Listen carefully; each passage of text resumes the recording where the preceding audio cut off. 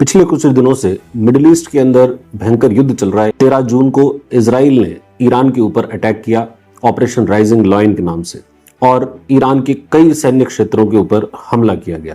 Iran का जो सैन्य नेतृत्व, उस सैन्य नेतृत्व को उन्होंने खत्म कर दिया। वहाँ के जो इस्लामिक रिवोल्यूशनरी गार्ड कॉर्प्स है उसके कमांडर को मार दिया, चीफ ऑफ जो स्टाफ है उसको मार दिया, इंटेलिजेंस के प्रमुख जो है उसको मार दिया, वहाँ के कई सारे नाभिकीय वैज्ञानिक हैं उन वैज्ञानिकों को मार दिया।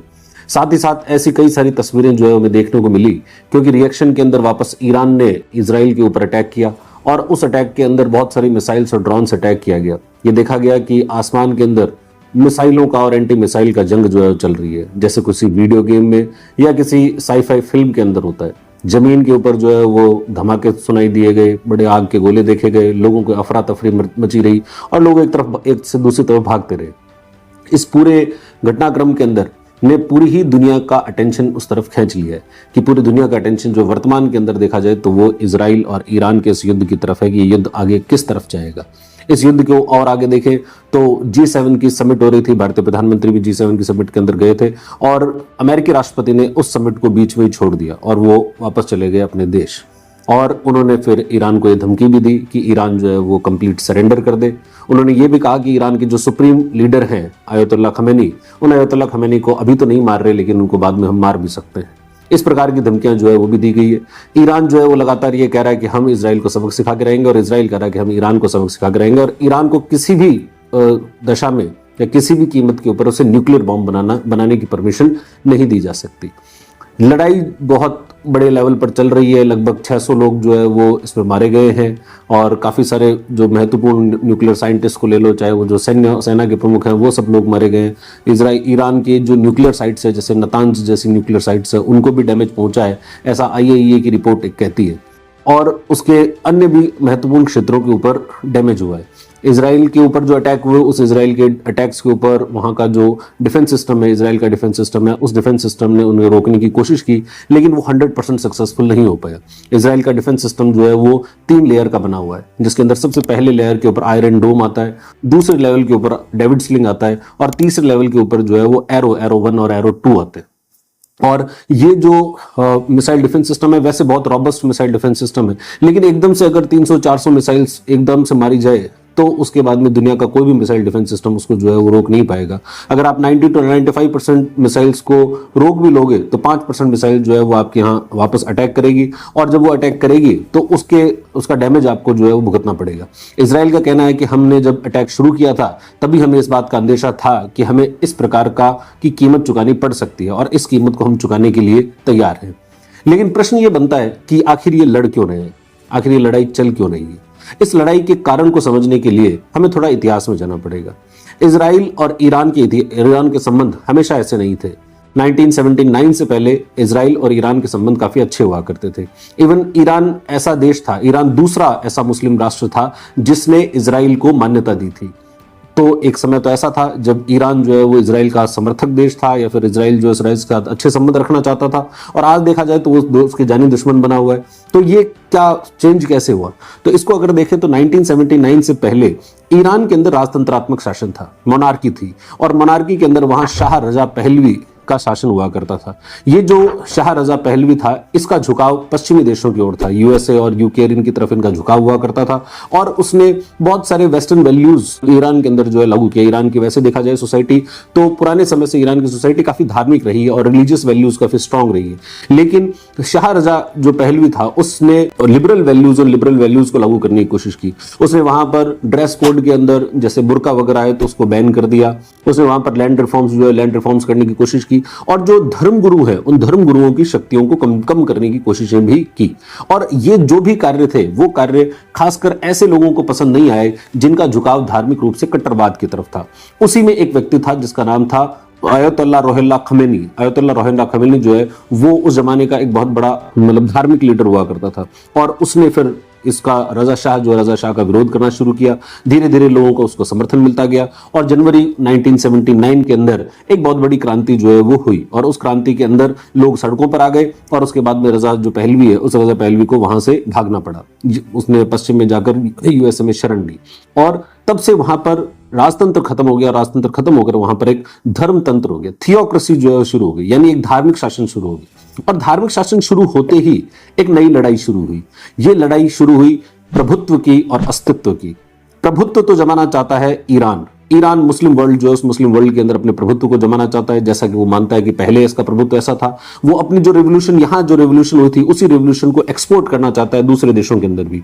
और जो अरब राष्ट्र थे, वो अरब राष्ट्र इस्लाम ईरान के अंदर जो रेवोल्यूशन हुई उसको देखकर एकदम से चौंक गए। उनको ऐसा लगा कि कहीं ऐसी रेवोल्यूशन हमारे यहाँ पर ना हो जाए और हमारा जो राजतंत्रात्मक शासन है वो राजतंत्र शासन खत्म ना हो जाए। इसलिए वो सभी देश जो है वो ईरान के खिलाफ हुए।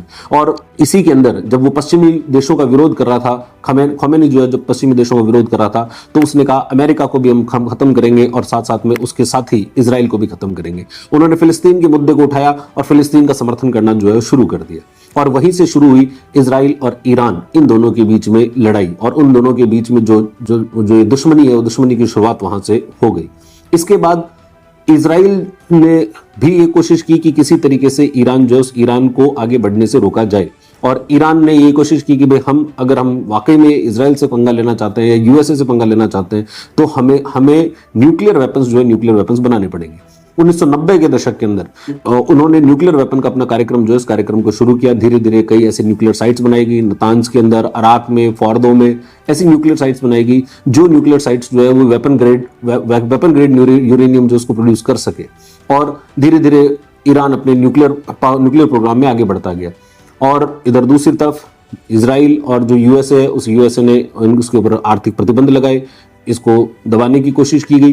2003 में हालांकि ईरान ने घोषणा कर दी कि हमने न्यूक्लियर वेपन बनाना जो है वो बंद कर दिया।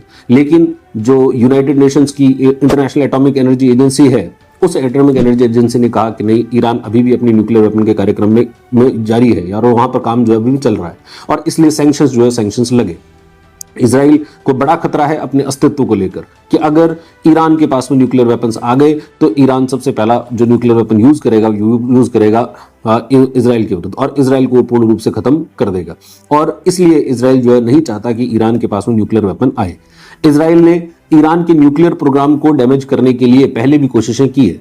2010 के अंदर उन्होंने एक स्टक्सनेट नाम का कंप्यूटर वायरस बनाया और उस वायरस के माध्यम से उन्होंने एक साइबर अटैक जो है वो ईरान की न्यूक्लियर साइट्स के ऊपर किया, जिसके तहत उनके जो सेंट्रीफ्यूजेस थे उन सेंट्रीफ्यूज को खत्म कर दिया गया।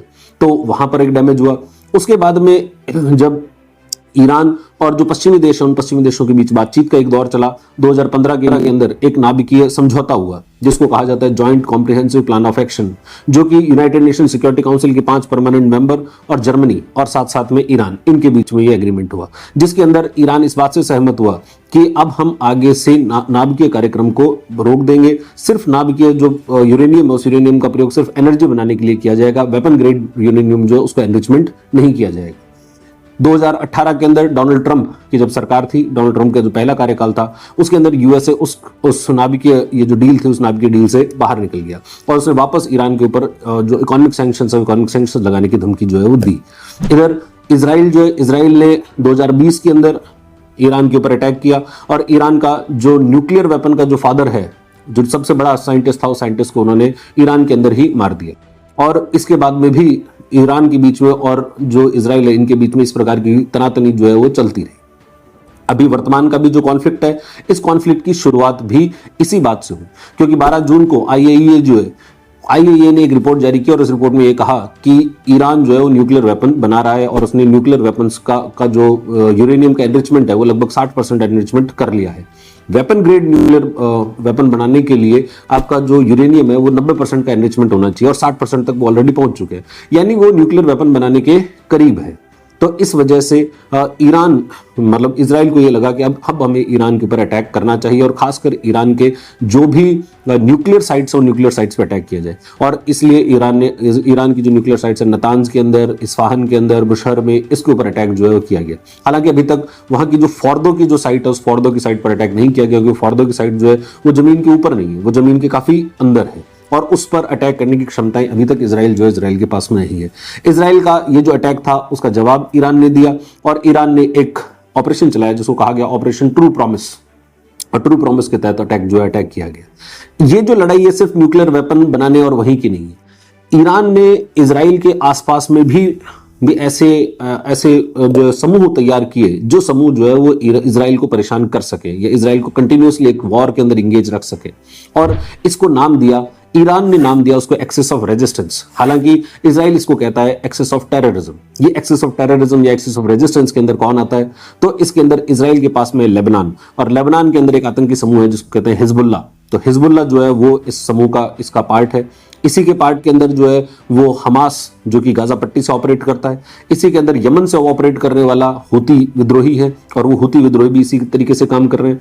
इजराइल के पास में देश है सीरिया, और सीरिया के अंदर पहले एक शासक हुआ करता था बशर अल असाद, और बशर अल असाद के साथ में शिया जो मुस्लिम हैं, उन शिया मुस्लिमों का एक मिलिशिया ग्रुप था, और वो मिलिशिया ग्रुप भी इजराइल के ऊपर अटैक करने के काम जो है वो करता है। और इन सब को मिलाकर कहा जाता है एक्सेस ऑफ रेजिस्टेंस या एक्सेस ऑफ टेररिज्म।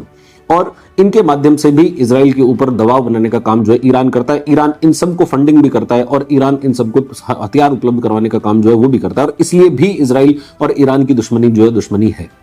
7 अक्टूबर 2023 को इजराइल के ऊपर एक बड़ा आतंकी हमला हुआ, जिसके अंदर इजराइल के काफी सारे जो नागरिक हैं उन नागरिकों को हॉस्टेज बना लिया गया। हमास के द्वारा यह अटैक जो है किया गया। इसके बाद में इजराइल ने हमास के ऊपर बहुत बुरी तरह अटैक किया। हमास की सारी टॉप लीडरशिप जो उसको खत्म कर दिया, हिजबुल्ला की टॉप लीडरशिप जो है उसको खत्म कर दिया। यमन के ऊपर भी अटैक जो है वो किए गए।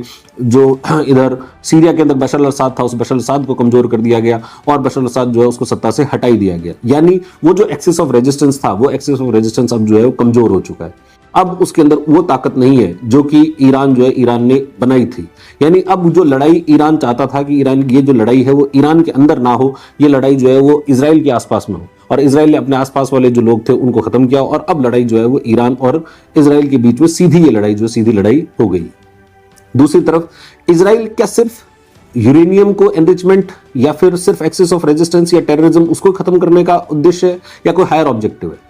इस ऑपरेशन का नाम देखा जाए तो ऑपरेशन का नाम रखा ऑपरेशन राइजिंग लॉयन। आखिर ये नाम क्यों रखा? राइजिंग लॉयन जो है वो एक तरीके से दर्शाता है कि ये जो रजा पहलवी था, जो था मोहम्मद रजा पहलवी, उसके शासन को दर्शाता। उसका जो झंडा था, उस झंडे के अंदर एक लॉयन बना हुआ था। ये एक तरीके से उसको दर्शाता है। और इजराइल का जो लॉन्ग टर्म ऑब्जेक्टिव है वो है ईरान के अंदर सत्ता परिवर्तन करना। ईरान के अंदर ये जो धार्मिक शासन है, जो रिलीजियस वहां पर रूल है, उस रिलीजियस रूल को खत्म करना। वहां का जो वर्तमान का सुप्रीम लीडर है अयतुल्ला अली खमेनी, उस अयतुल्ला अली खमेनी को वो खत्म करना चाहते हैं कि अगर अयतुल्ला अली खमेनी खत्म हो जाता है, ईरान के अंदर वापस एक लोकतांत्रिक शासन या कोई दूसरा शासन जो है वहां पर स्थापित किया जा सके, ताकि ये जो धार्मिक कट्टरवाद है वो धार्मिक कट्टरवाद वहां खत्म हो जाए, और इजराइल को जो संकट है, इजराइल को जो थ्रेट है, वो थ्रेट वहां पर पूर्ण रूप से समाप्त हो सके। इसलिए इजराइल का लॉन्ग टर्म ऑब्जेक्टिव जो है उस प्रकार से चल रहा है। और अगर ये युद्ध जो है जिस तरीके से आगे बढ़ रहा है, और अगर ये और आगे बढ़ता है, क्योंकि अगर इसमें अमेरिका का इन्वॉल्वमेंट हुआ, जिस तरीके से ऐसे इंडिकेशन ऐसे लग रहे हैं कि अमेरिका जो है इसमें इन्वॉल्व होगा, और अमेरिका इन्वॉल्व हुआ तो युद्ध जो है वो और ज्यादा खतरनाक हो जाएगा। अमेरिका को भी ईरान जो है अपना दुश्मन मानता है। ईरान ये कहता है कि America is a great Satan and the Israel is a little Satan, मतलब अमेरिका जो है एक बड़ा शैतान है और इजराइल जो है एक छोटा शैतान है। तो इसलिए अगर ये लड़ाई और आगे बढ़ती है तो इसके प्रभाव पूरी दुनिया पर ही होंगे, मानवता के ऊपर होंगे, और भारत के ऊपर भी इसके प्रभाव जो है वो होंगे। दुनिया के ऊपर तो सबसे बड़ा संकट इसके अंदर ये है कि अगर यहाँ के ईरान की जो न्यूक्लियर साइट्स और न्यूक्लियर साइट्स पर अटैक होता है तो वहां पर न्यूक्लियर लीकेज जो है वो हो सकता है, न्यूक्लियर कंटेमिनेशन जो है वो हो सकता है। वहां पर काफी सारे सिविलियंस जो है वो मारे जा सकते हैं, ईरान के अंदर भी और इजराइल के अंदर भी। भारत के दृष्टिकोण से देखा जाए तो ईरान की जो लोकेशन है वो स्ट्रेट ऑफ हार्मुज के पास में है। स्ट्रेट ऑफ हार्मुज जो है दुनिया के अंदर ऑयल सप्लाई का सबसे महत्वपूर्ण क्षेत्र है। वहां से ऑयल सप्लाई जो है दुनिया को होती है, और वो अगर स्ट्रेट ऑफ हार्मुज ब्लॉक हो गया और वो अगर युद्ध के अंदर चला गया तो इसके कारण अंतर्राष्ट्रीय बाजार में कच्चे तेल की कीमतें जो है बढ़ जाएगी, और उसका प्रभाव भारत के ऊपर निश्चित रूप से पड़ेगा। पिछले कुछ दिनों के अंदर ही कच्चे तेल की कीमतें 10% से ज्यादा जो है वो बढ़ चुकी है, और आगे भी इसके बढ़ने की संभावनाएं जो है वो देखी जा रही है। इजराइल के अंदर और ईरान के अंदर दोनों में भारतीय जो स्टूडेंट्स भी हैं और भारतीय जो सिविलियंस है वो भी वहां पर काम करते हैं। भारत के लिए ये भी महत्वपूर्ण है कि भारत के इजराइल से भी अच्छे संबंध हैं और भारत के ईरान से भी अच्छे संबंध हैं।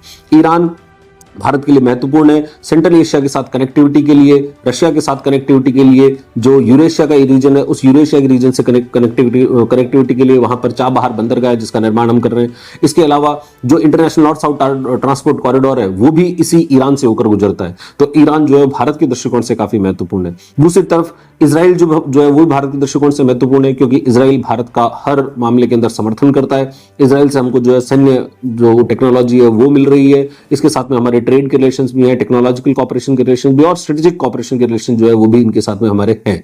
तो अगर ये युद्ध आगे खिंचता है तो भारत के लिए निश्चित रूप से ये काफी मुश्किल घड़ी जो है वो होगी कि इसके अंदर हमें किसका साथ दिया जाए, किसका नहीं दिया जाए। और पर लेकिन भारत इसके अंदर एकमात्र ऐसा देश है जो इस पोजीशन के अंदर है कि वो इसमें बातचीत जो है वो करवा सकता है, क्योंकि भारत के संबंध ईरान से भी अच्छे हैं और इसराइल से भी अच्छे। भारत ही एक ऐसा देश है जो कि इसराइल से भी बात करता है और ईरान से भी बात करता है, वो रशिया से भी बात करता है और वो अमेरिका से भी वो बात करता है, वो पश्चिमी देशों से भी बात कर रहा है और वो अरब देशों से भी बात कर रहा है। तो इस वजह से इंडिया का रोल जो है इसके अंदर आने वाले समय के अंदर इंपॉर्टेंट हो सकता है। लेकिन इंडिया हमेशा से इस मिडिल ईस्ट के अंदर जो भी प्रॉब्लम चली हो उससे भारत हमेशा दूर ही रहा है और उसको दूर से ही देखने की कोशिश जो है वो कर रहा है, ठीक है। लेकिन अगर इंडिया को ग्लोबल लेवल के ऊपर बहुत इंपॉर्टेंट रोल प्ले करना है तो इस जो कॉन्फ्लिक्ट है, इस कॉन्फ्लिक्ट को हम पूर्ण रूप से इग्नोर नहीं कर सकते। भारतीय जनता जो है वो लगातार देख ही रही है, लेकिन भारतीय जो डिप्लोमेट्स हैं या भारत के अंदर जो राजनीतिक शासन है वो राजनीतिक शासन भी इसके अंदर कुछ ना कुछ देख रहा होगा कि इसको किस तरीके से डील किया जाए। आज की वीडियो के अंदर इतना ही। बहुत बहुत धन्यवाद।